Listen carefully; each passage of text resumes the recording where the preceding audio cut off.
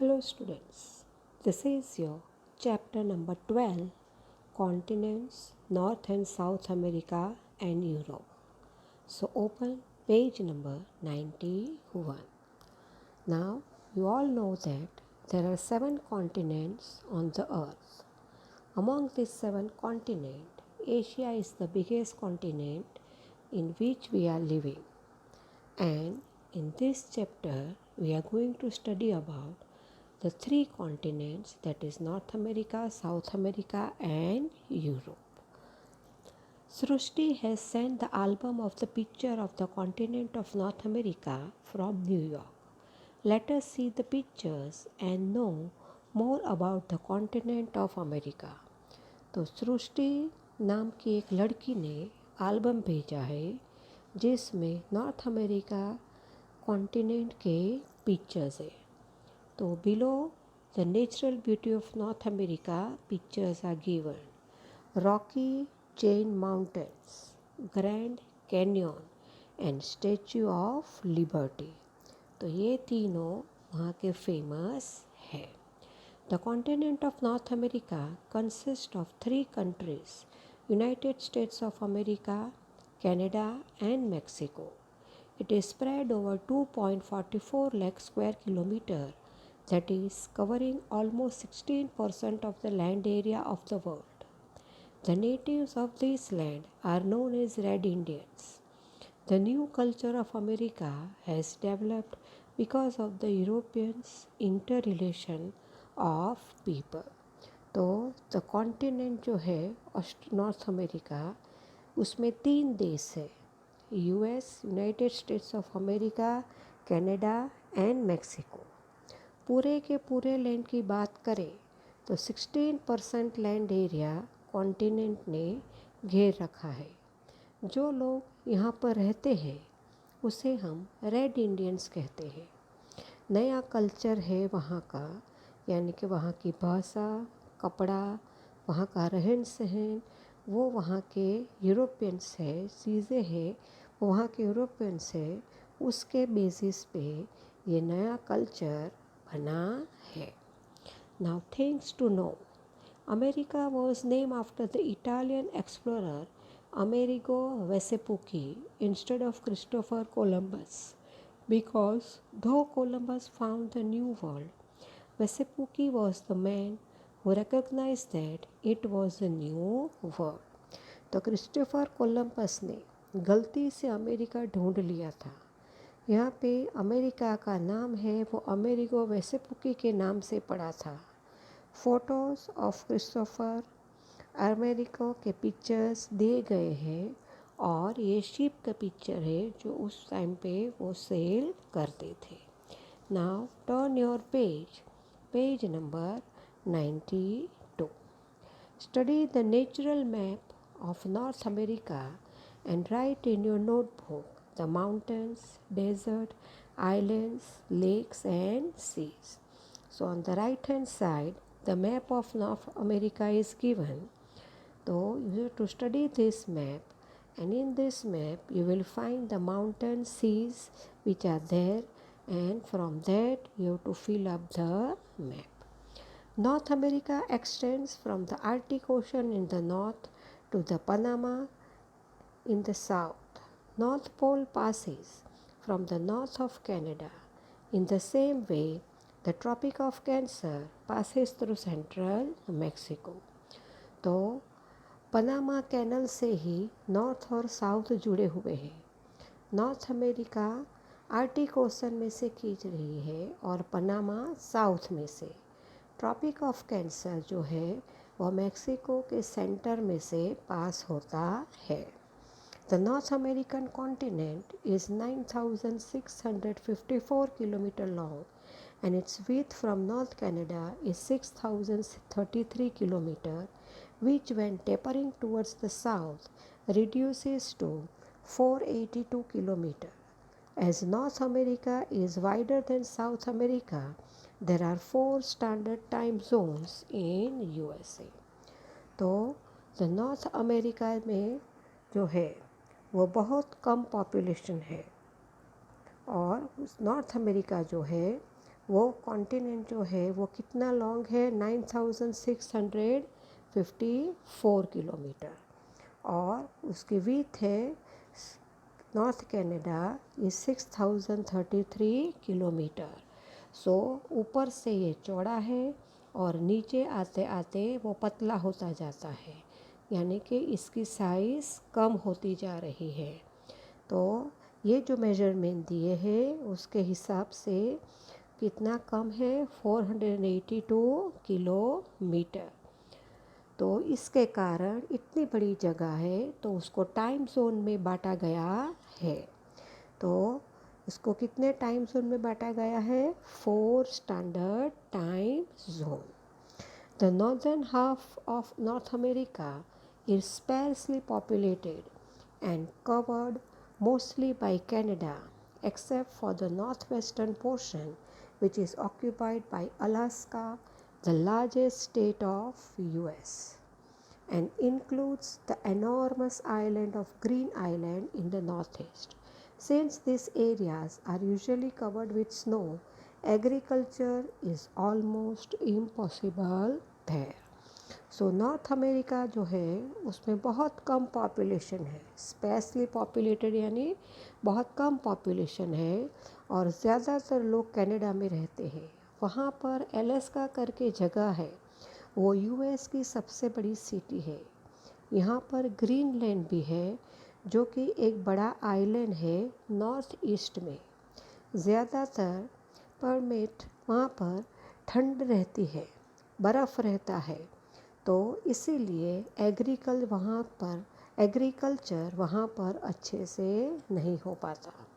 When the last ice age ended about 4,000 years ago, the glaciers melted and formed North America's 5 Great Lakes: Lake Superior, Michigan, Huron, Eyre, and Ontario make up the greatest lake system. The greatest lake contains 1/5 of the world's fresh surface water, making them the largest system of fresh water on earth.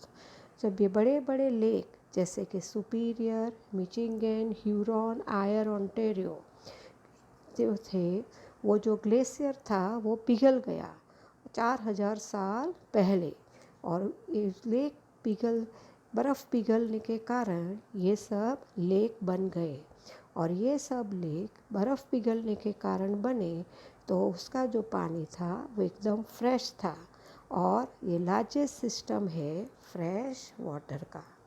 Now page number 93।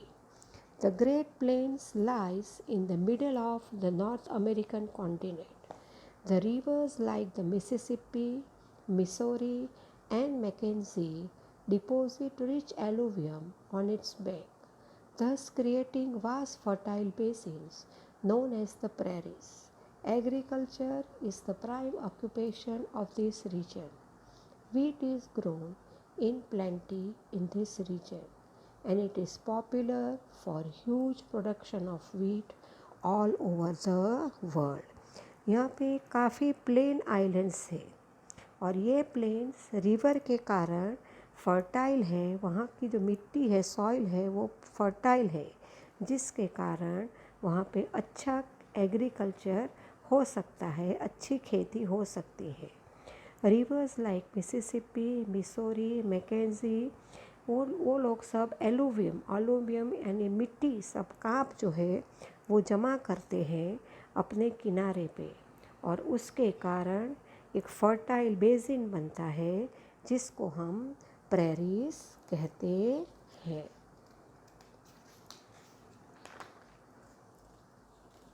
फिर agriculture जो है, तो agriculture में वहाँ पे wheat, गेहूँ बहुत बड़े मात्रा में उगाए जाते हैं, और ये पूरी दुनिया में वीट प्रोडक्शन के लिए फेमस है। Two chains of mountains rise to the east and west of North America.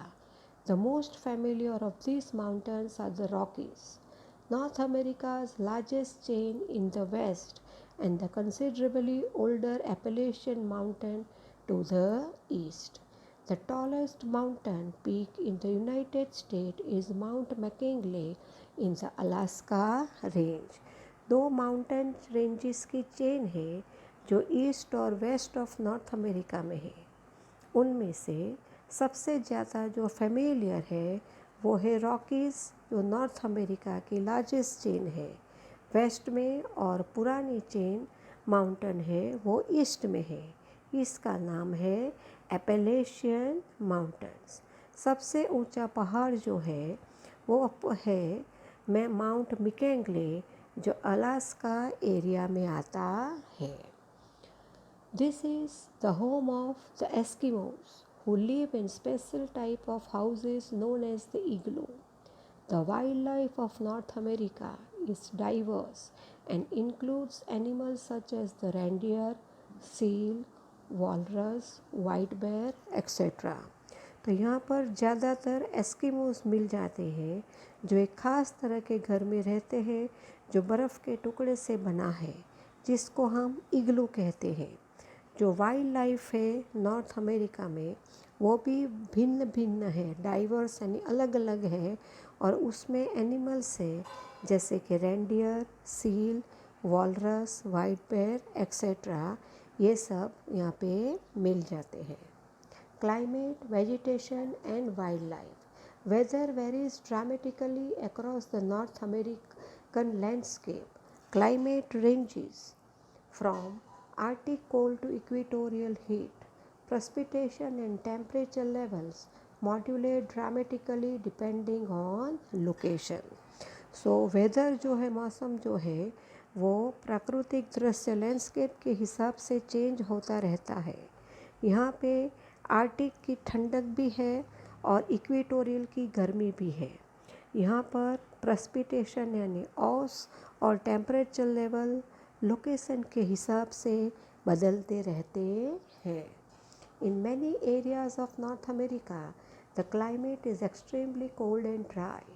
This is known as the tundra type of climate, which spans from most of Greenland to the mountains of the Alaska to northern Canada. तो जो ज़्यादा इलाके हैं north America के ऐसे हैं जहाँ पे क्लाइमेट बहुत ज़्यादा ठंड है और ड्राई भी है, और ऐसे क्लाइमेट को हम टुंड्रा टाइप क्लाइमेट कहते हैं। और ये ज़्यादातर ग्रीनलैंड का जो पूरा हिस्सा है या तो पहाड़ी से आया है अलास्का का, और नॉर्दर्न कनाडा में ये पूरा एरिया आता है। Central America and southern Mexico has a tropical hot and humid climate, while the coastal areas experience heavy rainfall and a moderate climate. Central America और साउदर्न मैक्सिको है, वहाँ गर्म, हॉट और भेज वाला ह्यूमिड क्लाइमेट है, और जो कोस्टल एरियाज़ है वहाँ पे बहुत ज़्यादा बारिश होती है, हेवी रेनफॉल, और क्लाइमेट मॉडरेट है। मॉडरेट यानी कि ना बहुत ठंडी और ना बहुत गर्मी। Severe weather in the form of thunderstorm is a normal spring and summer occurrence across North America. Devastating tornadoes are also common in the spring and summer months, especially in the central part of the US. Deadly tornadoes devastate life and property every time a tornado strikes the USA. जो weather है वो काफ़ी तेज़ तूफ़ान वाला होता है और वो वहाँ का नॉर्मल माना जाता है। ऐसा वेदर वो स्प्रिंग समर में देखने को मिलता है। टॉर्नेडोज़ जो बवंडर आता है ये भी नॉर्मल है। स्प्रिंग और समर के महीने में ख़ास तौर पे सेंट्रल पार्ट में यूएस के जब भी ये टॉर्नेडोज़ आते हैं, जान और माल सामान, लाइफ एंड प्रॉपर्टी यानी लोगों की जान और माल सामान को नुकसान पहुंचाता है यूएस के अंदर। तो नीचे the speciality of the continent of North America, the pictures are given, the Niagara Falls, the plain of prairies, Mount McKinley, वहाँ का एनिमल जो है रेंडियर, जो वॉल्केनो है, और बिलो जो है वो है वाइल्ड लाइफ, कौन से एनिमल्स वहाँ पे पाए जाते हैं। Now turn your page Page number 94. The Great Plains of North America are also home to rich deposits of iron, coal, mineral oil, natural gas, copper, gold, silver, etc. In fact, USA ranks first in mineral deposits in the world. तो ये जो great planes है north America में, वहाँ पर बहुत ज़्यादा rich deposits खनिज तत्व मिल जाते हैं, जैसे कि iron, coal, natural gas, copper, gold, silver etcetera. US में नंबर 1 पे आता है क्योंकि यहाँ पर पूरी दुनिया में सबसे ज़्यादा ये मिनरल डिपॉजिट है वो यहाँ पर है। So now students, the rest of the chapter will continue in the next video.